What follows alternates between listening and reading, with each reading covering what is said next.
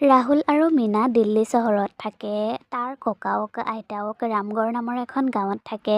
ককাওক আইতাকে তাক প্ৰায়ে গাঁৱলৈ মাতি থাকে, কিন্তু কামৰ বাবে সি গাঁৱলৈ যাবই নোৱাৰে। এদিন আইতাকৰ গা বহুত বেয়া হ'ল, সেইবাবে আইতাকে তাক গাঁৱলৈ মাতিবলৈ ক'লে। হেৰি শুনিছে, ৰাহুলক এবাৰ গাঁৱলৈ মাতকচোন, তাক চাবলৈ মোৰ বৰ মন গৈছে। ৰ'বা, মই এতিয়াই ৰাহুলক এটা ফোন কৰোঁ। ৰাহুলৰ ককাকে ৰাহুললৈ ফোন কৰিলে। ৰাহুল, তই শুনিছনে? তোৰ আইতাৰৰ গা বহুত বেয়া। তেওঁ কেৱল তোকেই চাবলৈ বিচাৰি আছে।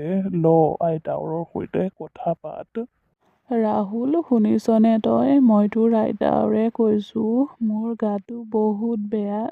তোক চাবলৈ মোৰ বৰ মন গৈ আছে অ'। তই যেনে তেনে সময় অকণ উলিয়াই গাঁৱলৈ এবাৰ আহচোন। তোক যে নেদেখা কিমান দিন হ'ল। আমি মৰাৰ আগতে আমাক এবাৰ দেখা কৰি যাহি আহ। আইতা, তুমি কিয় তেনেকৈ কৈছা? তেনেকৈ নক'বাচোন। মোৰো তোমালোকলৈ বহুত মনত পৰি থাকে, কিন্তু কামৰ বাবেহে মই যাব নোৱাৰোঁ। তোমালোকে এতিয়া মোৰ সাৰথি। চিন্তা নকৰিবা, আজি ৰাতিয়ে মই গাঁৱলৈ যাবলৈ গাড়ীত উঠিম। কাইলৈ পাই যামগৈ। ঠিক আছে, হ'ব। ৰাহুলে মীনাক আইতাকৰ গা বেয়াৰ কথাটো ক'লে। আপুনি দেৰি নকৰিব, আপুনি সোনকালে যাওক। মই এনেকুৱা অৱস্থাত গাড়ীত উঠিব নোৱাৰোঁ, সেইবাবে আপুনি অকলেই যাওক। মই ভাবিছোঁ মই অফিচৰ পৰা বাহিৰে গুচি যাম। ৰাহুল অফিচলৈ গ'ল, কিন্তু সেইদিনা অফিচত বহুত কাম আছিল। সেইবাবে কাম কৰোঁতে বহুত দেৰি হৈ গ'ল। ৰাতি 12টা বাজিল আৰু তেতিয়াই মীনায়ে তালৈ ফোন কৰিলে। ইমান দেৰি হ'ল, আপুনি এতিয়ালৈকে যোৱাই নাই, ৰাতি 12 বাজিল। মই ওলামেই এতিয়া, আজি অফিচত বহুত কাম আছিল অ'। ঠিক আছে, যাওক। গাঁও পাই ফোন কৰিব। ৰাহুলে তাৰ বাইকখন লৈয়ে গাঁৱলৈ যাওঁ বুলি ভাবিলে আৰু সি তাৰ বাইকখন লৈয়েই ওলাই গ'ল। কিন্তু সি 10 কিলোমিটাৰমান যোৱাৰ পাছতেই হঠাতেই তাৰ বাইকখন ৰৈ গ'ল। ৰাহুলে বাইকখন চেক কৰিলে আৰু গম পালে বাইকৰ পেট্ৰলেই শেষ হৈ গ'ল। বাইকৰচোন পেট্ৰলেই শেষ হৈ গ'ল। ময়োনো বাৰু ইমান পাহৰিব লাগেনে বাইকত যে পেট্ৰল ভৰাব লাগে। মই এতিয়া গাঁৱলৈ বাছেৰেই যাব লাগিব। তাৰ পাছত ৰাহুলে বাইকখন ঠেলি নি এটা বাছ ষ্টপ পালেগৈ। বাইকখন তাতেই ৰখাই ৰাহুল তাতেই বহি ল'লে, কিন্তু তাত চাৰিওফালে নিজান হৈ আছিল। ইয়াতে ইমান নিজান হৈ আছে আৰু বাছ ষ্টপটো মোৰ বৰ কিবা যেন অনুভৱ হৈছে। ৰাহুলে এই কথাটো গমেই পোৱা নাছিল যে সেইটো এটা ভূতৰ বাছ ষ্টপ আছিল আৰু তালৈ যে কোনো মানুহেই নাহে। সি বহা 10 মিনিটমানহে হৈছিল, তেতিয়াই তাত এখন বাছ আহি ৰ'লহি আৰু তাৰ পৰা এজন মানুহ নামি আহিল। আপুনি ক'লৈ যাব? মই ৰামগড়লৈ যাম। আমি তালৈকে গৈ আছোঁ, বহি লওঁকগৈ। আচলতে মোৰ বাইকখনৰ পেট্ৰল শেষ হৈ গ'ল, সেইবাবে মই এইখন ইয়াতে এনেকৈ ৰখাই থৈছোঁ। কিন্তু মই এই বাইকখন ইয়াত এনেকৈ থৈ যাব নোৱাৰোঁ। বাইকখন বাৰু মই মোৰ লগতে লৈ যাব পাৰিমনে? মানুহজনে বাইকখন এখন হাতেৰেই দাঙি নি বাছখনৰ ওপৰত বান্ধি দিলে। সেইবোৰ দেখি ৰাহুল বৰ আচৰিত হ'ল। হে ভগৱান, ইমান ভাৰী বাইকখন মানুহজনে এখন হাতেৰে কেনেকৈ উঠালে? মানুহজনে ৰাহুলক গাড়ীত উঠিবলৈ কৈ আছিল। ৰাহুল আহি গাড়ীত উঠিলেহি। সি দেখিলে হেণ্ডিমেনজন আৰু ড্ৰাইভাৰৰ বাহিৰে গাড়ীখনত কোনোৱেই নাই। সি চিটত বহি ল'লে, কিন্তু তাৰ এতিয়াও সেই বাইকৰ কথাটোৱেই মনত পৰি আছিল। তেতিয়াই পিছফালৰ পৰা কোনোবাই মাত লগালে। আচলতে পিছৰ চিটত এজনী চোৰেল বহি আছিল আৰু গোটেই বাছখন ভূত আৰু চোৰেলে ভৰি আছিল। দাদা, দাদা, বাছখন ৰখাই দিয়ক। মই মোৰ জেগা পাই গ'লোহি। মই যেতিয়া ইয়াত বহিছিলোহি তেতিয়াতো ইয়াত কোনোৱেই নাছিল। তেতিয়াহ'লে পিছফালৰ পৰা কোনে মাত লগাইছে? ৰাহুলৰ পিছলৈ ঘূৰি চোৱাৰ সাহসেই হোৱা নাছিল। সি খিৰিকীৰ ফালে মুখখন ঘূৰাই চাই আছিল। তেতিয়াই তাৰ গাৰ কাষেৰে চোৰেলজনী পাৰ হৈ গৈছিল, কিন্তু তেতিয়াই সি খিৰিকীৰ আইনাত চোৰেলজনীক দেখিলে। চোৰেলজনীক দেখি তাৰ গাৰ পৰা ঘাম ওলাবলৈ ধৰিলে। হে ভগৱান, মই ক'লৈ আহিলোঁ? নাই, মই সাহস হেৰুৱালে নহ'ব। মই চুপচাপ ইয়াতেই বহি থাকোঁ, কাকো একো নকওঁ। তেতিয়াই বাছখন ৰৈ গ'ল আৰু চোৰেলজনী নামিল। চোৰেলজনী নমা দেখি ৰাহুলৰ অলপ ভয় কমিল, কিন্তু সি কি জানিছিল গোটেই বাছখনেই যে ভূত আৰু চোৰেলে ভৰি আছে। সি মনতে হনুমান চালিচা পঢ়িলে আৰু সি চকুকেইটা মুদিলে, কিন্তু তেতিয়াই তাৰ কান্ধত কোনোবাই হাত থলে। তেতিয়াই সি চকুকেইটা মেলিলে আৰু দেখিলে সেই হাতখনত বহুত দীঘল দীঘল নখ আছে আৰু তাক কিবা কৈছে। আৰে ভাই, তোমাৰ ওচৰত মেচ এটা পাম নেকি? মাতটো শুনিয়ে ৰাহুলে বহুত ভয় খালে। উলটি চোৱাৰ তাৰ সাহসেই হোৱা নাছিল আৰু সি চুপচাপ বহি আছিল।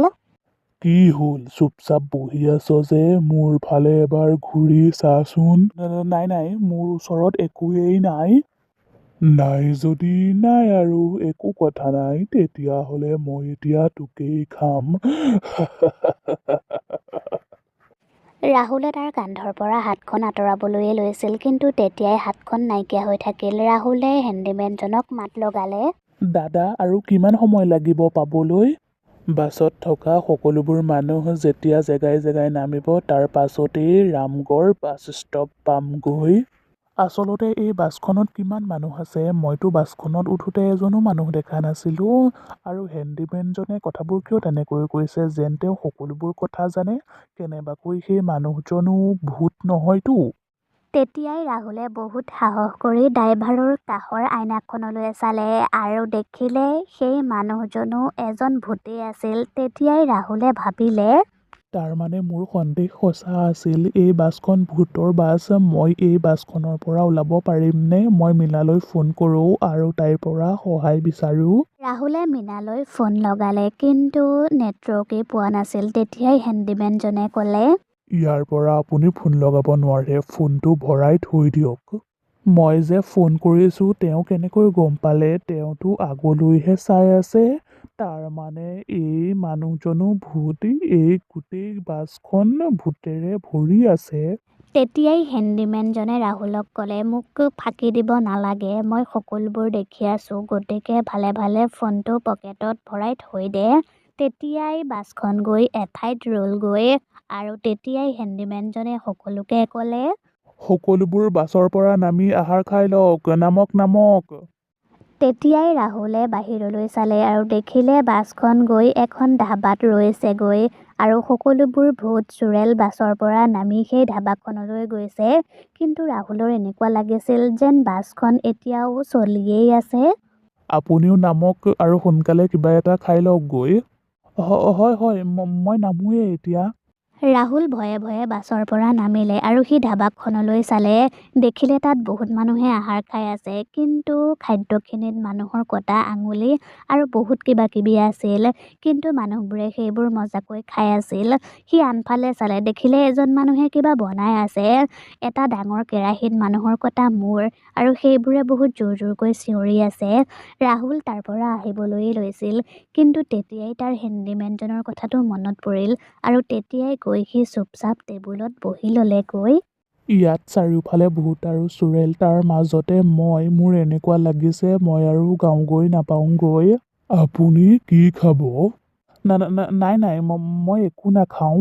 খাবতো লাগিবই, ইয়ালৈ আহিলে কোনেও নোখোৱাকৈ যাব নোৱাৰে। মোৰ বাবে এগিলাচ পানী আনিলেই হ'ব। ঠিক আছে, এতিয়াই আনি আছোঁ। তেতিয়াই ৱেটাৰজনে ৰাহুলক এগিলাচ পানী দি থৈ গ'ল। ৰাহুলে যেতিয়াই পানীগিলাচ খাবলৈ ধৰিলে, তেতিয়াই সি দেখিলে সেয়া পানী নহয়, তেজ আছিল। তেতিয়াই বাছখনৰ ভিতৰৰ পৰা হেণ্ডিমেনজনে মাতিলে, কোন ক'ত আছে? সোনকালে বাছত উঠকহি, বাছ যাবই এতিয়া। ৰাহুল আহি বাছত উঠিলেহি আৰু সি প্ৰথমৰ ছিটতেই বহি ল'লে। তেতিয়াই ভূত আৰু চুৰেলবোৰো বাছত উঠিছিলহি। ভয়তে ৰাহুলে চকুকেইটা মুদি আছিল আৰু ভগৱানৰ নাম লৈ আছিল। কাষত সেই ভূত আৰু চুৰেলবোৰে কথা পাতি থকা সি শুনিছিল। সি চকু মুদিয়েই আছিল। তেতিয়াই হেণ্ডিমেনজনে তাৰ কান্ধত হাত থ'লে আৰু ক'লে, আপোনাৰ বাছ ষ্টপ পাই গ'লোঁ, আপুনি সোনকালে নামি লওক। ৰাহুলে বাহিৰলৈ চালে আৰু দেখিলে বাহিৰৰ ছাইনবোৰ্ডত ৰামগড় লিখা আছে। আপুনি বহুত বাহাদুৰ, আপুনি পলাবলৈ চেষ্টা নকৰিলে। তেনেকুৱা কৰাহেঁতেন ইহঁতবোৰে আপোনাক মাৰি পেলালেহেঁতেন। আৰু আপোনাৰ বাইকত ফুল টেংকি পেট্ৰল ভৰোৱা আছে, আপুনি এতিয়া বাইক লৈ যাব পাৰে। আপুনি সোনকালে যাওকগৈ। ৰাহুল বাছৰ পৰা নামিলে আৰু হেণ্ডিমেনজনে এখন হাতেৰে তাৰ বাইকখন নমাই দিলে। তাৰ পাছত সেই বাছখনো তাৰ পৰা গুচি গ'ল। তাৰ পাছত ৰাহুলে তাৰ বাইকৰ পেট্ৰল চেক কৰিলে আৰু দেখিলে ফুল টেংকি পেট্ৰল আছে। তাৰ পাছত সি ঘৰলৈ গৈ ককাক আইতাকক সকলোবোৰ কথা ক'লে।